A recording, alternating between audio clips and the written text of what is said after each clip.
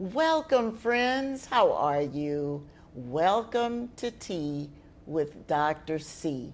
I'm so glad you could join us this morning because we have a special guest, Dr. Simone, and I will introduce her in a moment, the Self Esteem Doctor. But first, please share this link with a friend and ask them to subscribe, will you? Now, I gotta tell you about this lady. So sit back, relax, and let's sip on a little tea or coffee. Thank you for sharing tea with me, Dr. C. Welcome to Sharing Tea with Dr. C, a podcast where women come together in a warm embrace to sip, share, and celebrate the connections that truly matter in life, finance, and planning. So pour yourself a comforting cup of tea, snuggle into your coziest spot, listen as you work or travel, and join us as we explore the heart of life's most meaningful connections. Let's step into some wisdom together. This is Sharing Tea with Dr. C. But before we begin, let's just bow our heads for a moment of prayer. Oh Lord, we just thank you so much for this day. And thank you for our guest and for this topic. I deserve love, period. Lord, teach us how to embrace that and truly realize that we deserve love. Amen. All right. Did you get your tea? Is it all warmed up? All right, let's get ready. Let me tell you how we met. Listen, my hairstylist kept telling me there's a woman you've got to meet. You and she, oh my gosh, you talk about self-esteem like she does. Oh, you've got to meet her. Oh, she's vivacious. She's intelligent. I'm like, yes. You know how life goes. Well, I put it on the back burner, went to my next appointment. I haven't contacted Dr. Simone yet. So my stylist is very persistent. So she said, did you contact her? I said, oh, I forgot. I promise. So I'm a woman of my word. I went on, read some of her website and I was so impressed. So I said, I don't know why I didn't believe my hairstylist. She's telling the truth always. So I contacted her. Oh, she sounded wonderful over the phone, vivacious, intelligent, witty, and so compassionate. Did I say witty? And such love was just oozing out over the phone. We sat down and met over 2 hours. It was delightful. So I invited her to come on my podcast. So she's with us today. So let me share just a little bit about her. Dr. Simone Alicia is a renowned expert in self-esteem, an award-winning motivational speaker, and a TV expert helping people transform their mindsets and behaviors. She holds degrees in education and metaphysical science from the University of Sedona and the University of Florida. She also holds an honorary Doctor of Divinity. Certified in both metaphysical science and neurolinguistic programming, Dr. Simone is an active member of the Association for Integrative Psychology. As the founder of the Self Esteem Doctor Academy, she has touched lives in over 20 countries, making her a sought-after speaker committed to spreading love and self-esteem. Bravos to you. intro. Oh Thank you. my gosh. But you're also, she was telling the truth. You are vivacious, compassionate, and just love just radiates out of you all over. Such an inspiration. Okay, let me stop talking. Let me stop talking. It's exciting. It's exciting. I feel it too. Thank you so much for being with me today. You are so I welcome. am deeply honored. Oh, thank you for having me. This is going to be so exciting. I also heard the same information about Dr. C. Has she called you? Have you called her? Soon, any minute now. And so when she actually, kept her word and made the call, it was like, okay, we're on a good start here. She's going to keep her word. This is a great thing already. And we literally talked and enjoyed each other. And admitted that sometimes we don't necessarily want to do those intros. We're like, okay. But we had this deep conversation about how this was definitely a great connection, and we're so happy. We're so happy. You know how it goes. You're like, I don't know. Another person. And then the moment she walked into the restaurant, I was like, wow. Same. A breath of fresh air. Same. And I knew this talk was going to happen, and it was going to be amazing. So I'm ready. So let's get into this. Let's get started. She's contagious, y'all. Tell us a little more about yourself and how you got involved in self-esteem. So it's a very exciting story it kind of proves to you that you just don't know where things are going to take you, and you really just have to have some faith, right? So I started off as an elementary school teacher, and I was modeling at the same time.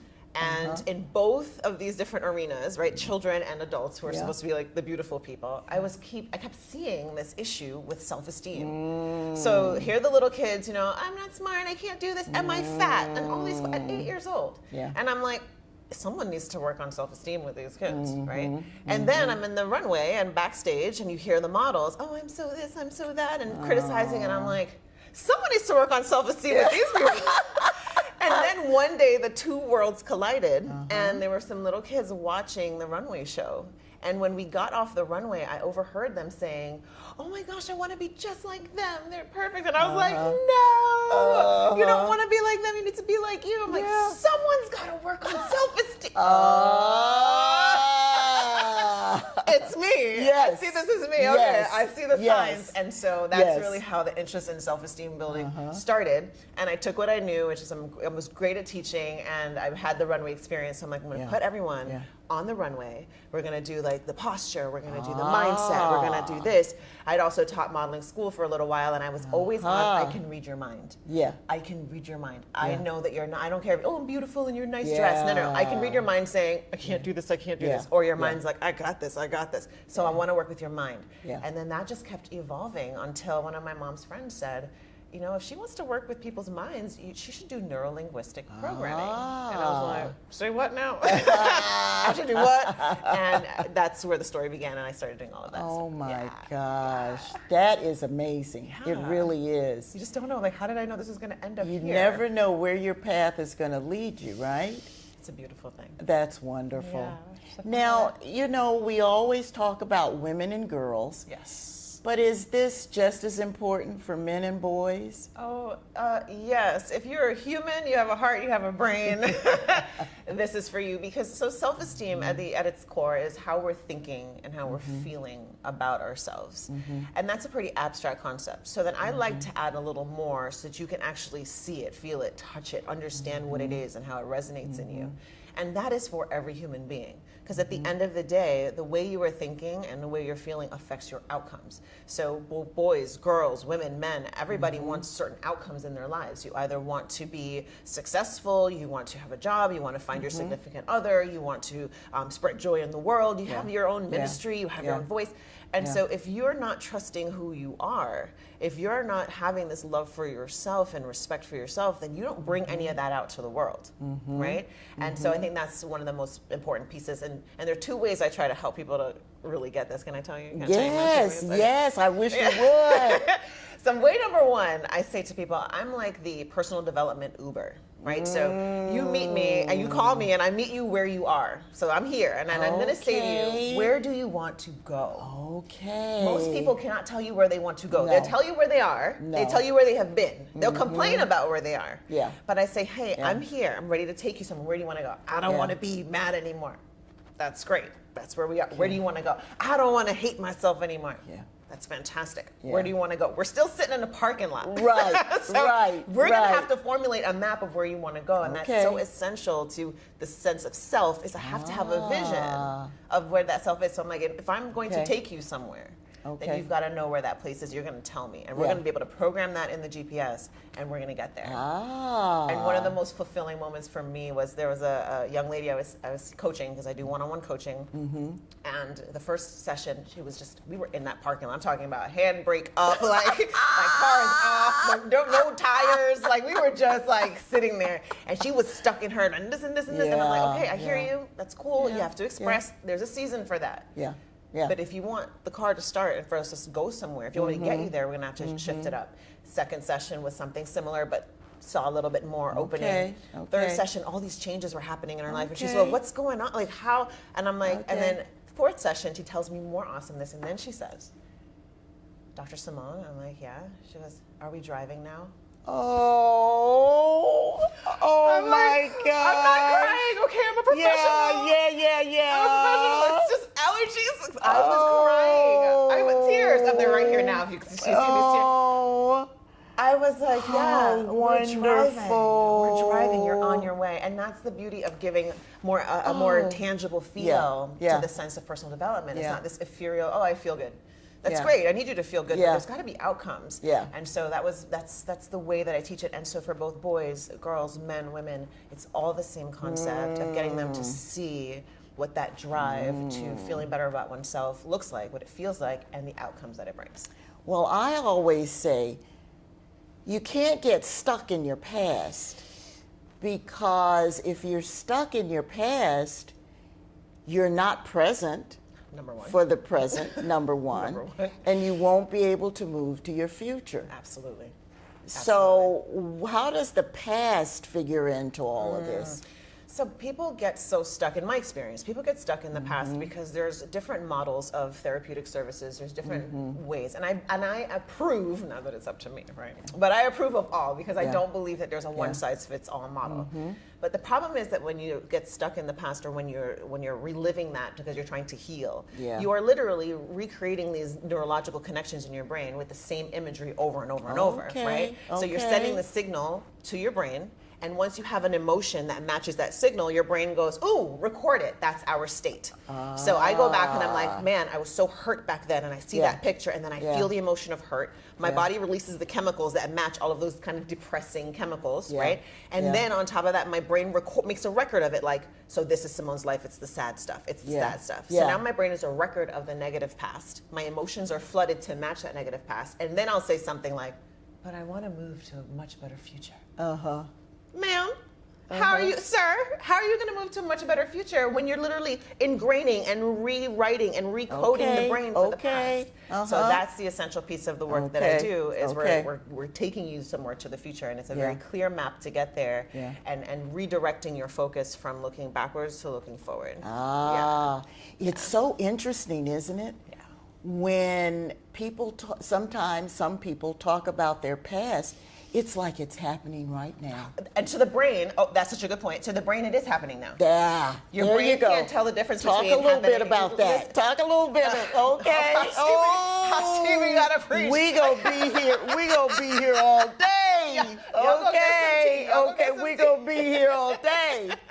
Okay. Go warm up your tea. Yeah, girl. Come on. Listen, so when your brain sees something, it has no concept if it's really seeing something outside in your external reality, or if it's just being formulated inside. So this is when people start talking about things like mental imagery. Take notes. Take notes. Okay. Mental imagery. So that means that if something happens outside of me, my brain says, okay, that thing just happened, and it records it, and I have a real reaction. Chemicals flow, biochemical reaction, right? Okay. If I'm sitting and nothing's happening outside, but I generate imagery in my mind, and I have a feeling that corresponds with it, my brain does the same exact thing as if I had just physically done it. And if you want some proof of this, check out your Olympic athletes and your professional athletes. You'll hear the greats like Kobe Bryant and Michael Jordan and Tiger Woods. They'll tell you, I saw the shots before I made the shots. Yes. I envisioned the win before I made Yes, the win. I held that medal in my hand before I held the medal in my hand, right? I beat that time before I beat that time. Yes. Because in their mind, as much as physical practice is necessary,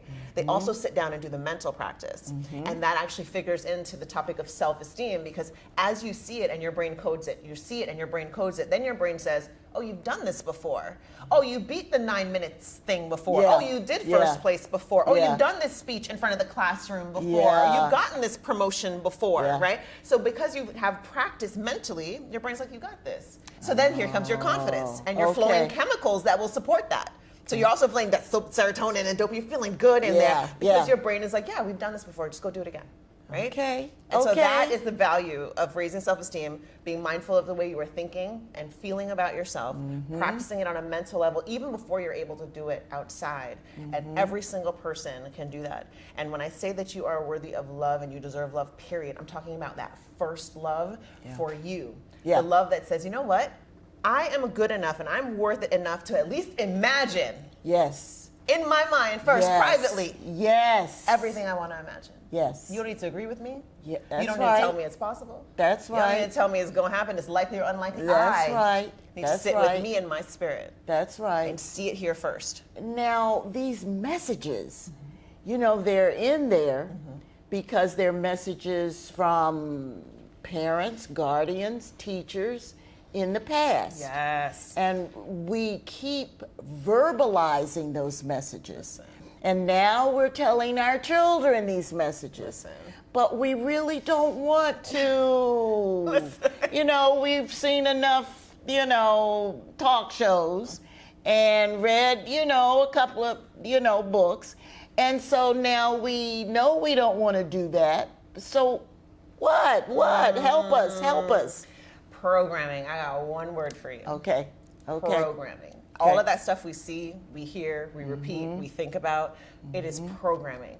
Okay. Remember that the computers and phones and all that, they're modeled after us. They're trying to emulate the human brain. Okay. So when you see a program in a computer and it's a matter of upload it, download it, delete it, there's a virus, it's the same thing that's working in us. Okay. So when you are repeating those stories, you are reprogramming those stories. When you are saying the excuses of, you know, well, it's because my mom was like that, it's because my dad was like that, it's because it's not necessarily an excuse in the sense that it's not true. It's true for you because it's a program. But what is not true is that you have to be stuck in that program. And so that is where I'm looking to open up the education to people a little bit more and say, you know what? There are tools, techniques, ways that you can go in and look at those old programs you have and rewrite them. Okay. You can recode and undo, essentially uninstall some of that programming. And one of the major ways you do that is by no longer discussing it, no longer talking about it, no longer feeding it. Yes. And instead planting new seeds of thought, right? I like the visuals, right? Yeah. So you have new seeds of thought. And when you plant those, now you've got the old garden of negativity. Like follow this visual with me. And if you like tangible, grab a pen and write it down, right? Or draw it out. So you got the old garden all grown up of negativity. Right. Mom, like dad, that. everybody, like right? I like that. And now you're trying to plant a new seed. But here's what most of us do. We plant the seed. I'm going to be positive. I'm going to let that go. Put the seed in, and then we go back over here and we're like, but you know, my mom, we're watering now. We got this in the sunlight. But my mom, I know when she told me, and man, I'll never forget. And it's like, okay, I know it's not that easy. However, you see that seed you just planted? If you do not water it, if you do not give it sun, it will not grow. That's right. So it's not a matter of saying one time like, oh, I love myself, put it there. Good. You got to water it. And when you give more of your attention here, and you're like, you know what? No, I'm determined. I'm going to make a relationship with loving myself. And you keep watering and you keep nurturing and you journal in the morning sometimes. And you have conversations. You look in the mirror, you talk it to yourself. You're singing praises. You're doing all the things, and you're watering that seed. It's going to start small. This is still here. Yeah. But over time, you know what's going to happen, Dr. C? Yeah. This is going to wither. All right. And this is going to grow. All right. Don't you love it? Don't you love it? Oh my goodness. I know. Whoa. Oh my Lord, have mercy. You know, I was also thinking of us blaming. You know, okay, now we're divorced and now we're the blame game. or we've dated, this, we thought, wonderful man, and now we're blaming. But we don't assume any onus of anything for ourselves. So how do you help in that? Because now we believe our husband when he told us we're ugly or we're fat. And so we starved ourselves. We put on all this makeup, but now we know better. Somehow we got out of that marriage, but we're still wearing all, I mean, what happens with all of this? Because, almost every day there's a negative message out there. Of course. Oh, of course. Of course. So number one, blaming is a construct of the past. Okay. Right? So if we're blaming, that means we're still looking in the past. Okay. And I'm not telling you that you're going to be like no longer human and the whole of your memories are going to blank out and you're just going to be a robot like, oh, my life is perfect. I'm going forward. Right? You're going to have the moments. Let's give ourselves grace. Yeah. But blaming is a construct of the past. So number one, when you live back there, again, you're not moving forward. Number two, there's a technique that Tony Robbins, I believe it was Tony Robbins designed or talks about, called effective blaming. Okay. And that's where you do blame and be honest. I blame you for making me not love myself. I blame you for making me doubt myself. But you keep going with that blame until it loops back to where you are now or what has come from it, the fruit that has come from that pain. Right? So I blame you for making me feel ugly, and I blame you for making me feel down, and I blame you for making me focus on what I'm eating, and I blame you for making me change my diet, and I blame you for making me become healthy, and I blame you for making me start running and taking care of my body. I blame you for me being the perfect healthy body that I have now, and my blood pressure is fine, and my sugar is fine, and I'm literally at the peak of my health, and I blame it. And all of a sudden you're like, wait a second. I just went from blaming with pain, which is the truth, to blaming with what is the result and where I am now. So I brought myself into the present, but I didn't have to tell myself, don't blame him. Like, no, I'm blaming you because I feel human right now, and I want to blame you. But I brought it to where I'm standing in my power. So that's one of the major things that we can do when it comes to that type of thing, is to use effective blaming and bring ourselves into the present. And there's so many techniques like this, y'all. That's what I'm trying to tell you when I'm like, we feel so stuck, and it's not that it's not hard. Yes, sometimes things are hard. It's hard. It's hard. But we get so used to ingraining this, it's hard, that we stop looking for, well, where can it be easy? Where can there be a solution? What can I do? And there are so many. And I have hundreds of thousands of these solutions in different industries and different areas of your life that they work. They work. And they can really wrap your hands around them and take yourself to a better place mentally, emotionally, spiritually, physically, because that is the work. And when you start to make a commitment to yourself, a commitment to your future, and I tell people, you want to get into a committed relationship. I was doing another interview the other day, and I said, oh, I'm sorry, I'm in a committed relationship with positivity. So I can't really look at when negative's trying to talk to me. I'm like, oh, I'm sorry. I know that's right. I can't even look at you. I'm in a relationship. Oh, girl, I love it. I love it. And so I'm so committed. And if you develop that level of commitment, you're going to hear the voices a little louder when they come back and try to take you back. They'd be like, I'm sorry, you talking to me? Because that's not where I'm going. So I think that's a really important thing, is to start to be in that relationship. Be committed.